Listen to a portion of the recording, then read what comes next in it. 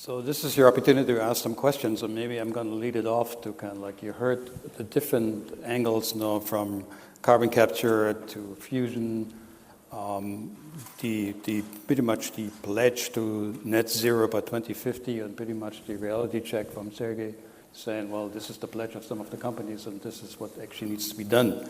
So, but the common thread, which I actually heard through all the presentations, was pretty much the word of hydrogen.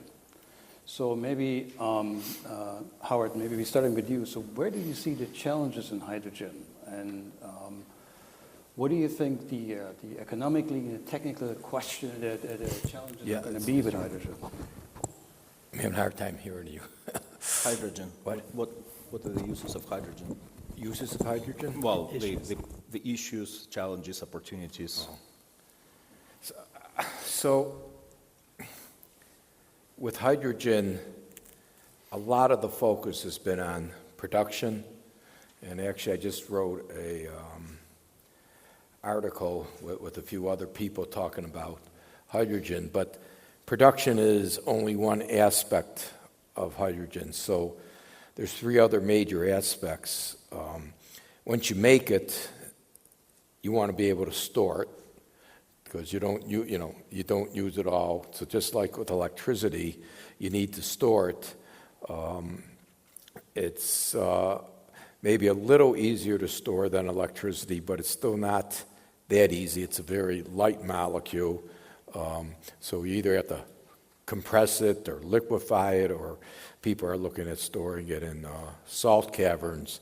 But the storage issue with hydrogen, if it's going to be used on a big scale, is an issue. Transport, you can transport hydrogen. There's hydrogen pipelines in the U.S., but they're fairly limited and fairly short. Hydrogen is a very slippery, it's the smallest molecule, so it's very slippery. It has propensity to leak, so you have to really make sure your pipes are welded well when you do that. And then, the end uses. My feeling is I think industrial and commercial end uses are going to be applicable, but I have my doubts about having hydrogen in households because, either for substituting natural gas in households or using it in cars, because it's still dangerous. It has high flammability limits, which means if there's leaks, it's likely to catch on fire. And since it's such a small molecule, in the laboratory, we used to use hydrogen for leak detection. So, and if it does catch on fire, it's an invisible flame, so you can't see it. So you got to be very careful. There's been a big success story in hydrogen and using it for forklifts in warehouses, so like Amazon. All those forklifts they use in there are hydrogen because they don't want fossil fuels with their combustion products in there, and they found it's better than electric because it's easier to refuel, and so there's like 40 or 50,000 hydrogen forklifts out there in the world operating now. I think people look at the applications long-term. I think in industry and I think in long-term transportation, whether it's by ship or by trucks, I think is being looked at. I mean, people still look at it for private autos. As I say, I have my doubts about that. So it's yet to be seen where I'm sure it's going to have a role, but there's all these factors will now have to be played out to see what role that really is. I see. So, Sergey, yesterday you were talking about when you have an economist in the room, he always has two opinions, which I found very interesting. So when you take it from the economic side of view, so where do you see hydrogen actually being actually viable from an economic point of view? Hydrogen economic point of view? Well, very simple math. If you're going to try to compare, what is the cost of producing hydrogen right now? So if you are doing steam methane reforming, well, roughly like $1 per kilogram of hydrogen. If you are talking about adding carbon capture on steam methane reforming or autothermal reforming, well, like $1.50, right? So per kilogram of hydrogen. If you are talking about green hydrogen, well, it's hard to say right now because, well, again, there are two major costs there, the capital for electrolyzer and the cost of electricity. And, well, unless you reduce quite dramatically the cost of electricity input, it's in the ballpark like $4 to $5 per kilogram of hydrogen. So if you're going to convert those kilograms of hydrogen to, well, more familiar units, well, let's say we compare that with the cost of, well, per MMBTU, right, per energy unit. Well, we know that in the US, natural gas cost, well, for a long time at Henry Hub was around $3. Well, now it's $4.50. Well, natural gas cost in Europe, well, currently is much, much higher. But again, if you are going to convert those numbers, then for green hydrogen at that $4 to $5 range, we are talking about $40 to $50 for comparison. So it's expensive. It's expensive. It means that you will try to put it somewhere where you really do not have a solution. And I'm just talking about the production cost. So Javi was talking about production cost. But then depending on where you're going to put that hydrogen, well, you need to transport that. You need to store that. So currently you can easily double the number. And, well, that gives you some order of magnitude that hydrogen is great, but unless we reduce the cost dramatically for all the components, we are not there yet, right? And so yesterday I gave another example when we were talking to taxi driver in Madrid. Well, I was listening to taxi driver in Madrid, and he was complaining about the cost of gasoline. And the gasoline went up by, I don't know, like 20% or 30% or even 50%. Now we are talking about twice as expensive or 3 times as expensive. Well, there is a customer there who is going to be complaining a lot if we are going to put this very expensive fuel into our energy system. Where that might work, where I see the applications, is sustainable aviation fuels. So this is where you can actually get something where, well, there is no great alternative. And, well, we can talk about the biomass and scalability of biomass and other things. Or shipping. Actually, it's not really the pure hydrogen, but there is a recent announcement by Müller-Maersk. So that's a big shipping company. They are doing the joint project with Ørsted company, which is a wind production company, of producing green methanol. So it's not hydrogen, it's hydrogen-based, but same type of the idea, in order to run container ships on methanol. And so this is where we at least have an application where we don't really have a very good alternative for the solution of decarbonization.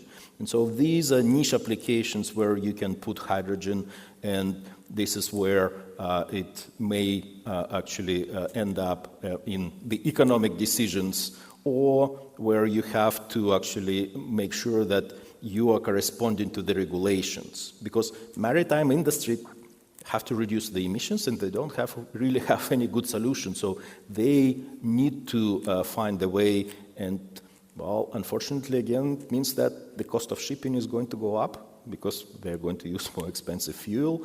And this is where the economics always matters, right? So it's not about just the technology. You also need to understand, well, how this thing is going to affect the full supply chain. Another application of hydrogen, it's right now a lot of exploration in steel making. So replacing the coal blast furnaces using that as a reducing agent. And so that might be another place, hydrogen in the industry. So just to sum up, hydrogen in industry, hydrogen for heavy-duty shipping, aviation. So I see that might be, the areas where we don't really have good substitutes, and therefore, economically, that would make sense. So that's a long answer, but yeah. Okay. Peter, you showed about some ways how to take trash and convert it actually into hydrogen and some alternatives on it. Do you see this actually as a killing two birds with one stone, where we actually can take the trash problem, which actually is accumulating bigger and bigger, and actually converting it to energy? Or where do you see this go? Well, as I was mentioning with the aluminum work, there's not enough aluminum trash currently to put a huge dent in the hydrogen supply chain.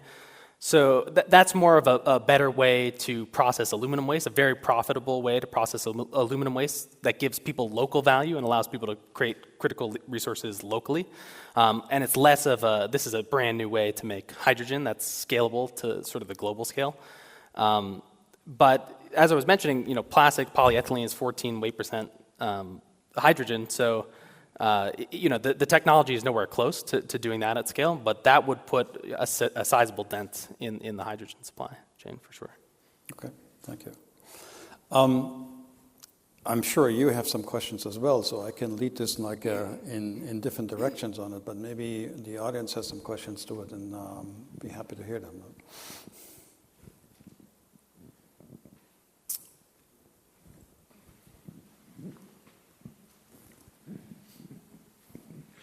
Hola, soy Fernando Sánchez. Yo quería comentarles la actualidad que tiene, por ejemplo, la guerra de la invasión de Ucrania por Rusia y su impacto al coste del gas para Europa principalmente. Por ejemplo, Alemania, el 40% de gas lo recibe de Rusia directamente, ¿no?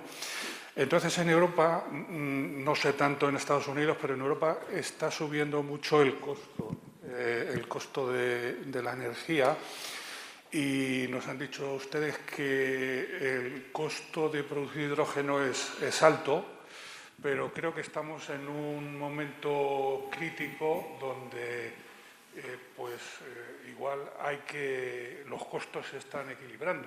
Me da la impresión. Y quería ver su opinión respecto a este punto de volcarse, sobre todo en Europa, por la dependencia energética que tenemos de los países del este. Si es un hecho, si es una circunstancia que puede agilizar toda esta inversión, por ejemplo, en energía, en producción de hidrógeno, por ejemplo. También he oído que para transporte y tal, el amoníaco parece ser que se puede concentrar más hidrógeno y es más propicio para el transporte en la variedad de amoníaco, y luego ya, después del transporte, pues utilizar el hidrógeno como combustible. Muchas gracias. Bueno, no he dirigido la pregunta, pero... So maybe I'll translate a little bit. Not sure if you understood that. So it's in regards of the conflict in the East, which you see right now in Ukraine and the war, and the increase of the cost of energy, especially the gas and the dependency of Europe now of gas on it. So the question was around on it now. Where do you see, in your opinion, now, the prices of gas, and what should be done in Europe, really, to actually control the increase of gas prices and lower the dependency, on fossil fuels in the future, say so, if I translated this correctly? Yeah, well, I can start. We are doing a lot of analysis of the prices of the fossil fuels, including natural gas, and so we have done a couple studies on natural gas. Well, definitely we will see what is the reaction, both by Europe and both by Russia, because, currently natural gas is still flowing from Russia pretty much at the same rate, but that may not last. We'll see how that is going to go, and that anytime they can stop that flow for many, many reasons. The way how we see, we were trying to estimate, well, what would be the price increase if indeed they are going to do that. And Europe is going to be impacted unevenly. So like Spain, for example, well, you don't really have any gas from Russia, right? So, well, you have LNGs, you have other sources, but place like Germany, place like Hungary, which rely almost 100% on Russian gas, the story is going to be very, very different in those countries. In Germany, it's already, they are impacted, even though the gas is flowing, but the price is high. And, well, they are slowing down and stopping some industrial processes because of that, because the price is not economic to continue the production. We shouldn't be kidding ourselves. We are entering in a not so easy situation. And that situation is going to unfold, again, in more or less unpredictable way, how that is going to react. So where we see some relief, where we see some good news, well, LNG, again, LNG from Africa. Well, that's why you see a lot of trips from the US administration to Qatar.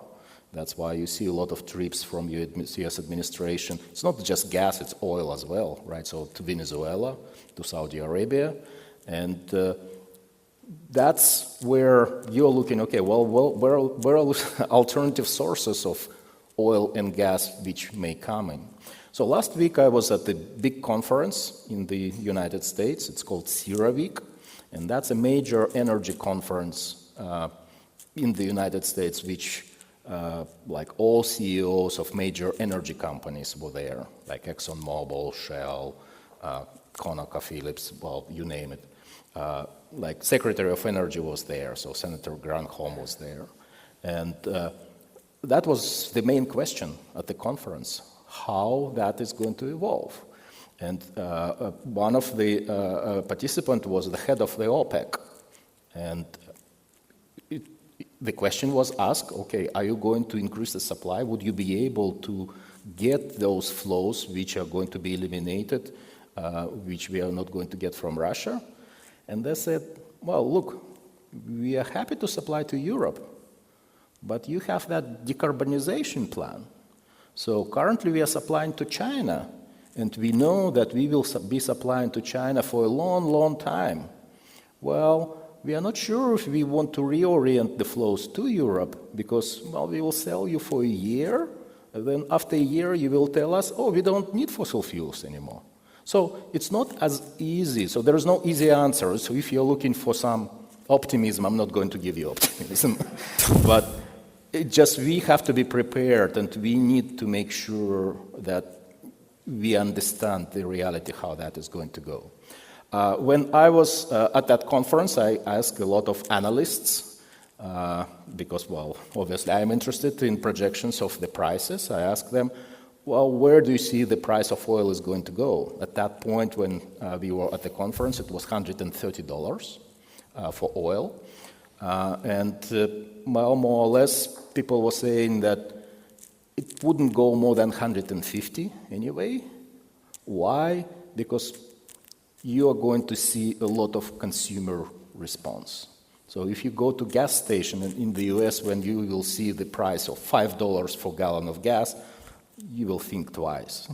And so it's not just on the supply side, but on the demand side, you're going to have reactions. And again, Germans are shutting down the production, right? So there are some places where you have demand response.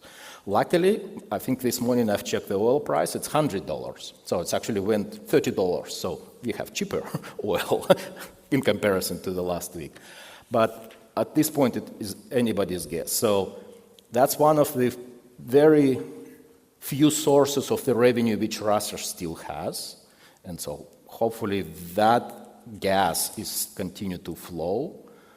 But if they decide to stop, well, some countries will be in a very, very bad situation. But in the long term, well, it's always easier to talk about the long term, right? In the long term, that is going to speed up the transition. So that is going to speed up realization that Well, you have to have energy security, you have to have energy independence. And actually, at that conference, it was many questions. Oh, what about Spain? You have a lot of LNG. You can actually supply all that gas to other parts of Europe. And so, well, that's another story, kind of, you need to think strategically, you need to think in a very different way, different attitude. And, well, again, that will create opportunity for Spain.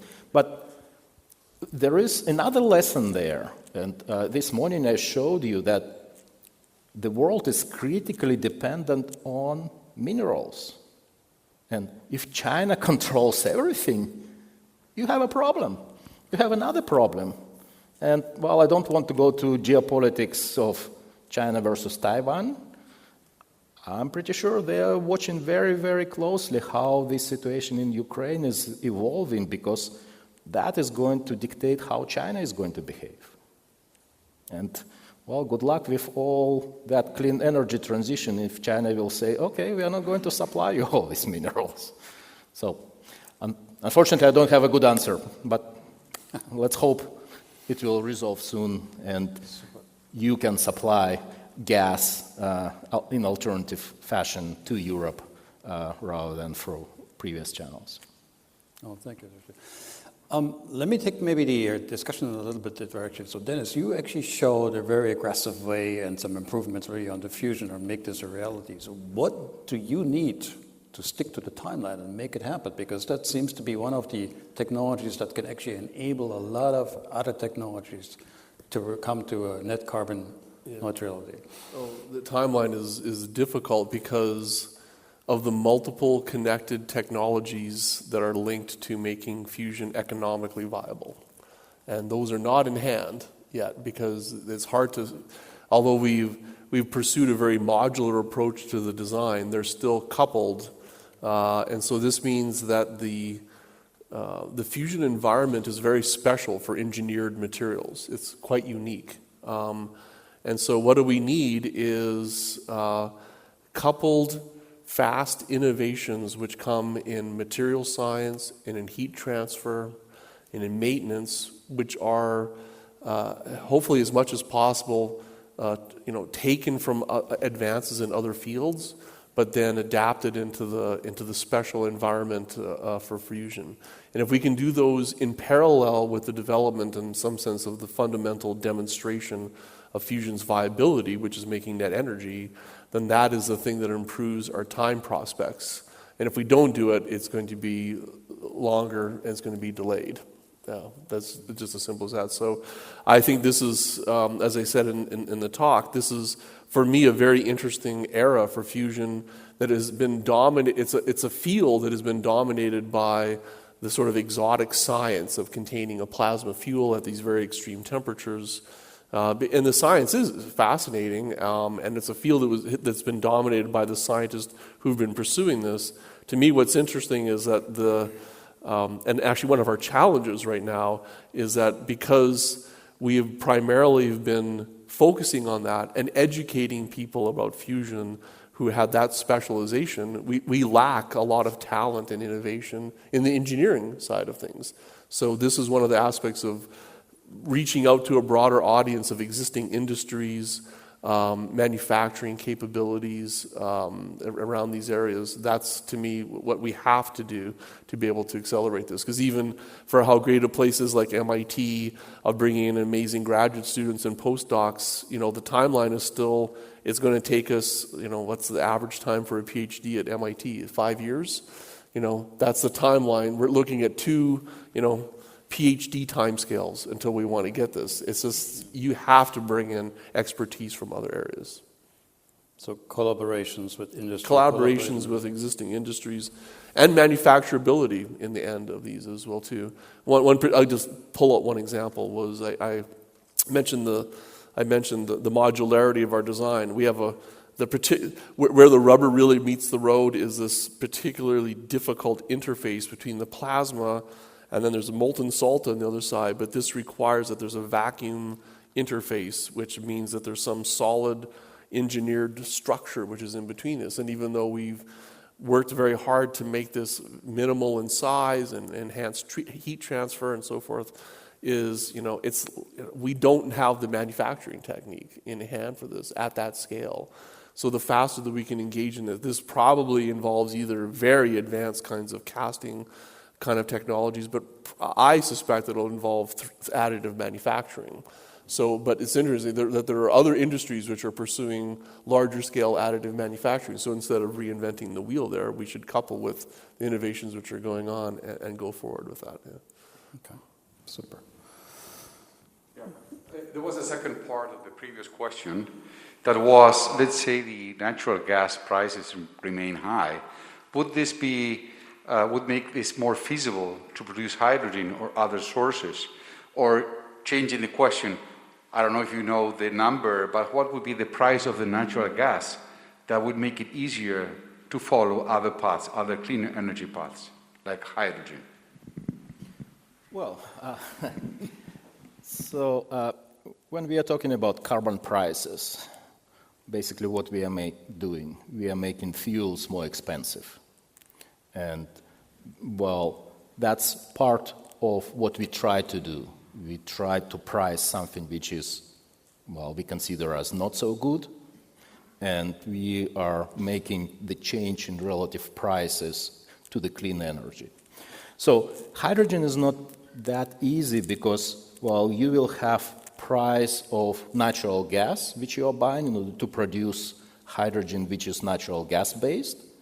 But if you are comparing that with electricity, unless you have fully dedicated wind and solar, well, electricity is going to reflect price of natural gas as well.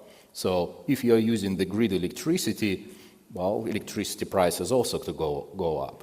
So, and if you are going to build windmills and solar, you still need energy, right? So in the long term, yes, that is going to make all these things more attractive and relatively less costly. But you have to be careful in every particular situation. And, well, as Howard has mentioned, well, green hydrogen is not really there. It's more yellow hydrogen. We are using the grid electricity to run electrolyzers currently. And, but in principle, that's a movement in the right direction. That's what we want to do. We want to make this energy more expensive, the emitting energy more expensive, and clean energy relatively cheaper. The point which I'm making in this change in relative prices, you need to make sure that you do not lose the customer acceptance, that you do not lose people, right? Because if you are going to make things much more expensive, you will hear much more from taxi drivers in Madrid and the rest of the world. What are you doing? Oh, well, the experience in Paris, right? Yellow West, but pretty much the same thing. So that's why you need to do a lot of explanation. What are you doing? Why you're doing? What are the impacts? And a lot of policy making, how to make sure that you are actually helping those who are low income. And so it's not just pricing, you also need the program where you are distributing the income or revenues to those who are mostly affected. And well, that's a very, very challenging task. And so hopefully in Spain you can do that much better than in other places, but that has to be done in order to create support, in order to keep that. But in principle, if you are making fossil fuel more expensive, the cost of alternatives is relatively better. So. I see something. Oh, he wants to add. Yeah, I just want to give a little historical perspective because when I got my first car, it was during the oil crisis in the 1970s. And so, I mean, this is not the first time geopolitics has played havoc, and hopefully this won't be the same. But two things happened in the 1970s. One, well, there were two oil shocks. The first was the Yom Kippur War, and then in 1978, I forgot exactly what caused the second oil shock that was even worse than the first. People thought oil was going to go over $200 a barrel. And back then, you know, today I don't know what that $200 a barrel, probably closer to $300 a barrel. So two things happened. The first thing was government spent a lot of money on what they call syn fuels, trying to make oil from coal and other things, and spend a lot of money, and really not much came out of that program because by the time the technology was there, and I remember it was 1986, the price of oil dropped, and in 1986 it went down to less than $12 a barrel. So over time this will do it. Of course, in the short term, we have a lot of problems, but unfortunately in the short term, if you want to try to other technology, you can't. What we do have today is a much more diverse sources of energy out there. And so logistically, so what the United States is trying to do now, they were boycotting Venezuelan oil, boycotting Iranian oil. So there's talk about trying to get that back onto the world market. But even the Russian oil, even if the West is boycotting it, it's going to get out on the market through other ways. So I don't think it's going to be nearly as bad as it was in the 70s. But sometimes you just got to grin and bear it and ride it out for, maybe a year or two. But it's not good, for the economies and everything. But, there's some things you can do in the short run, but it's harder. Now, to me, the real question is, will this enforce, some of the things we need to get off of the fossil fuels, the same thing they're trying to do with climate change? Will this accelerate, say, move to renewables? Would this accelerate? Will this have people rethinking nuclear, even though nuclear is expensive? But maybe it's a backup policy that it may be worth having some nuclear there. Will we try to do syn fuels again? Sergey just told me they announced at DOE they want to make hydrogen from coal. So, that's a domestic resource. And I think in the short run, there's excess coal plant capacity in Europe, so you'll do it. Of course, that doesn't help climate change, but it's, there are things we can do, but it's no one country or no one politician can control the world oil market and the world's gas markets, and everything takes time. The interesting aspect of this is that this is why this is such a hard problem, is that we sort of see it's human nature. We see the crisis in front of us. We see the things pull up and down. There's in the 1970s, in fact, the oil shock that came in the 1970s saw an unprecedented injection of resources into fusion. In fact, in inflation-corrected terms, it was a much bigger effort than it is now in fusion, because it was this, and it bore fruit, but it hit the same problem, is that it had advanced. It got to a point. And it was a decision, why are we doing this? It's like oil prices are cheap again, and it stagnated and then went way down in terms of resources. And then all of a sudden, oh my God, we need this. And this is why it's a hard problem. It needs a level of stability and commitment to these areas. Nothing that's meaningful on Sergey's chart, like even something that's only 1.8% on that chart, is really hard. It's really hard technology. Like we already explained about just producing ammonia, and I saw that was like or shipping, right? That was 2% on that plot. So it's interesting, you need long-term commitments, which tend to come from governments rather than companies, which are kind of looking at the next thing in front of them. But at the same time, governments, do they have the commitment and the center of innovations and eventual commercial viability that companies bring? And it's hard to bring these together. This is why we don't have a solution to this yet.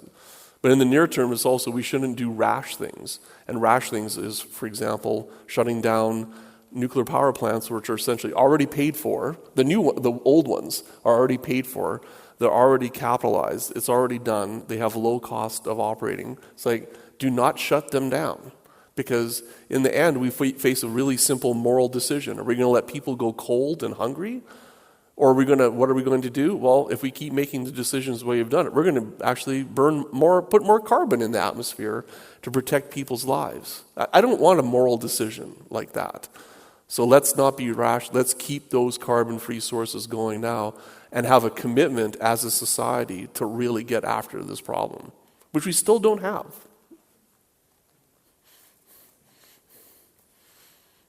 There was a question. Well, I had a question for Professor White, but you said, or I could say that you said that the fusion research endeavor had been 40 years waiting for this breakthrough in superconductors. From the timeline question that you got before, it seemed to me that you don't have ahead of you any breakthrough as important as that, and it might be just incremental or progressive research. Is that, I think that's true on the part that has been difficult to date. So the difficulty is we haven't basically been able to get the fusion furnace to work, and this requires those special conditions of which I said. So with the advent of the new magnet technology, that doesn't seem to be the impediment at this point. The impediment is, can we deliver a reliable energy system? And to make it a little bit more quantitative, what this means is that using our knowledge of the plasma containment system with this new magnetic field, we think, like for example, the overnight costs of the power plants are much, although we don't know exactly what they are, they're much closer to sort of what you would imagine that they would have to be competitive. But we've never operated a power plant based on fusion ever. And all new energy technologies always face difficulties of reliability and availability in the early stages of their deployment. This is in everything, solar, fission, all these things, this happen. So how fast can we pull those up and then simultaneously meet the economic goals for fusion? This is not in hand, that part. And that's why we need to keep advancing those technologies quite aggressively. Okay, there's another question back here.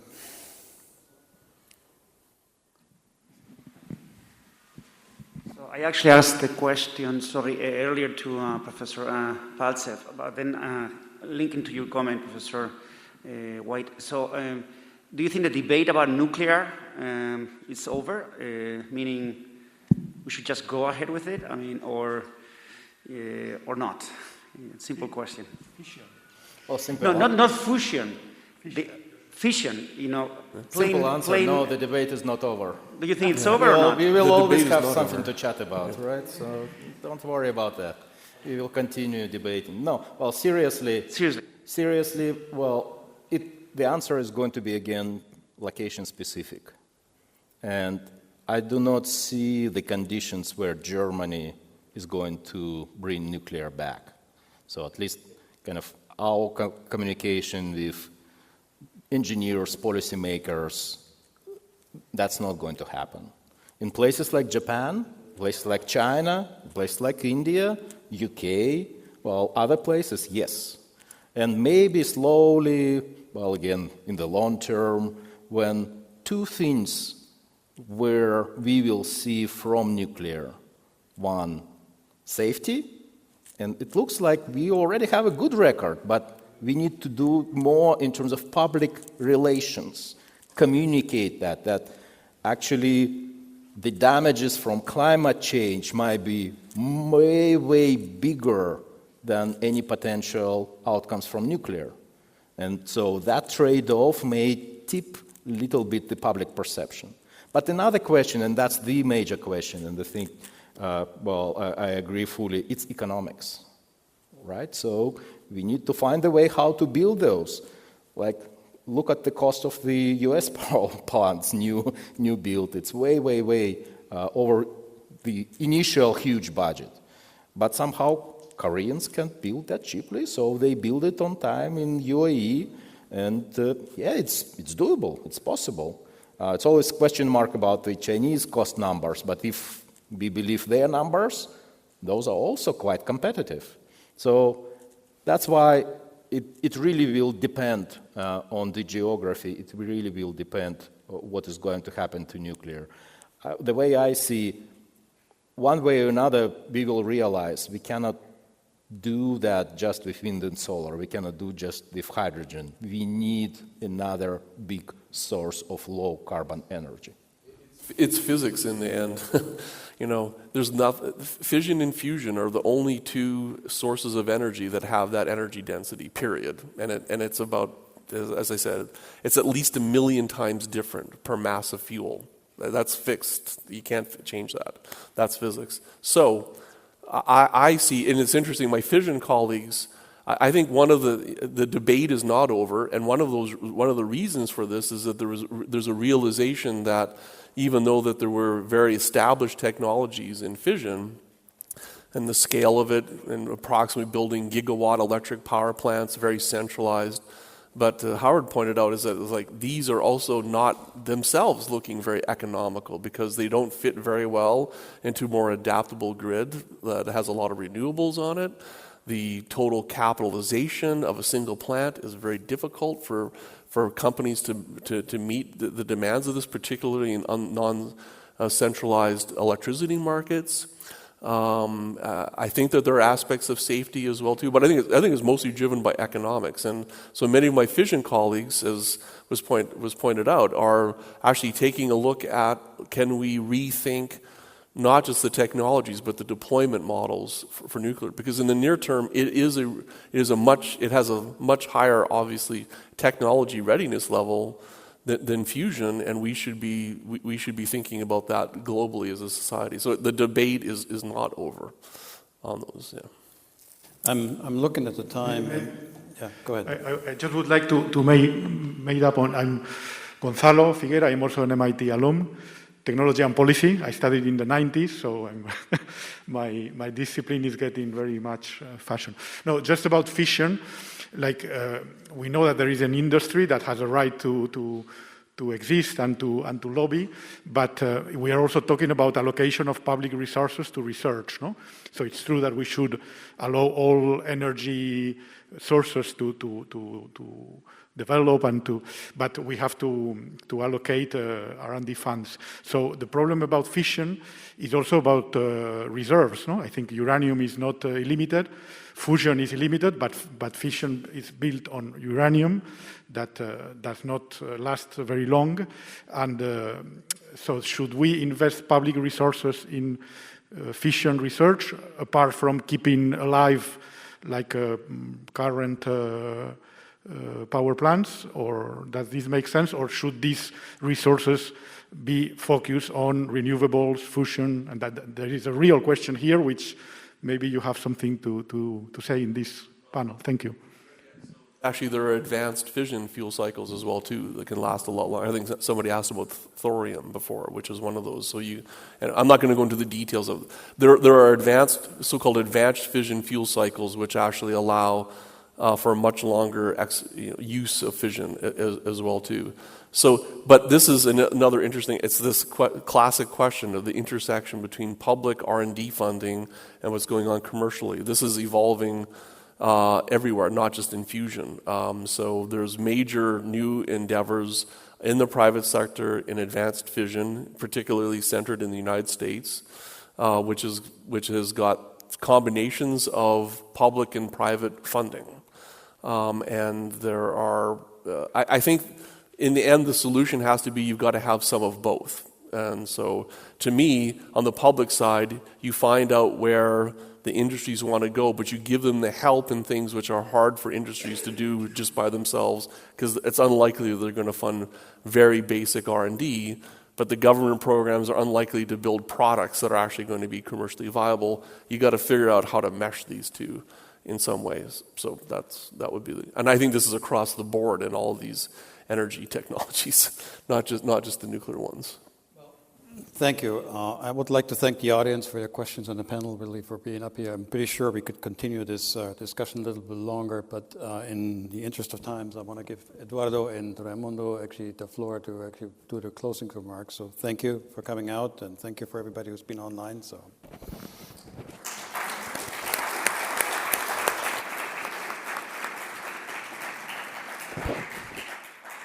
Muchas gracias. Como coanfitrión me corresponde la satisfacción de agradecer a los ponentes que hemos tenido hoy, un panel de lujo, por habernos transmitido sus conocimientos y su sabiduría y realmente expresar, espero, yo desgraciadamente tengo pocos conocimientos técnicos, tecnológicos, pero estoy seguro que habrán satisfecho su curiosidad y que hemos avanzado un poco más todavía en el conocimiento de temas tan sumamente fundamentales para el mundo y para nuestro país como los que hoy se han tratado.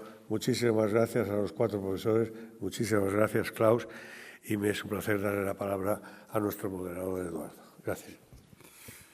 Gracias, Raimundo. For those who are following the conference remotely, we're closing the symposium. Thank you for joining today. Para el resto, ha sido un placer tenerlos hoy aquí. Esperemos que lleven un par de ideas concretas de un tema tan preocupante como este y que el cambio climático es algo muy serio que todavía no estamos abordando como corresponde.